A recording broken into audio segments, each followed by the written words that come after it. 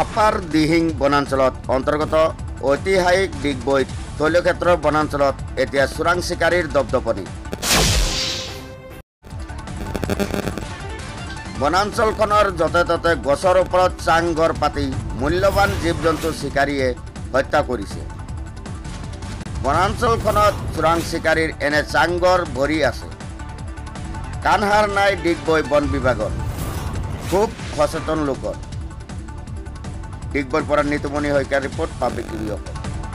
Upper Dihing বনাঞ্চলত চোৰাং চিকাৰীসকলৰ এটা আচলতে দপদপনি চলি আছে। এই কথাটো আমি আজি আহি ইতিমধ্যে দেখিছোঁ যে বহু কেইজোপা গছত, গুটি লগা গছত যি গুটি পশুসমূহে আচলতে খাদ্য হিচাপে গ্ৰহণ কৰে, তেনেকুৱা গছত তেওঁলোকে চাং পাতি পশু হত্যা কৰি আচলতে বজাৰলৈ বিক্ৰী কৰিব নিয়ে।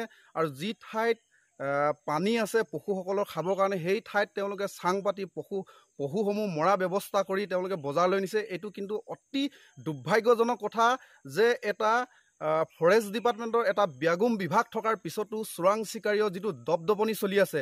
গতিকে আমি আহ্বান জনাইছোঁ যে ফৰেষ্ট ডিপাৰ্টমেণ্টৰ বিভাগটোলৈ আহ্বান জনাইছোঁ যে এইসমূহ চোৰাং চিকাৰী আপোনালোকে বন্ধ কৰক, অন্যথা আমাৰ যি প্ৰকৃতি, এই প্ৰকৃতিসমূহ আচলতে ধ্বংসৰ গৰাহলৈ গৈ আছে। গতিকে আহ্বান জনাইছোঁ যে এই চোৰাং চিকাৰীসমূহ ৰোধ কৰিবলৈ আপোনালোকক আহ্বান জনালোঁ।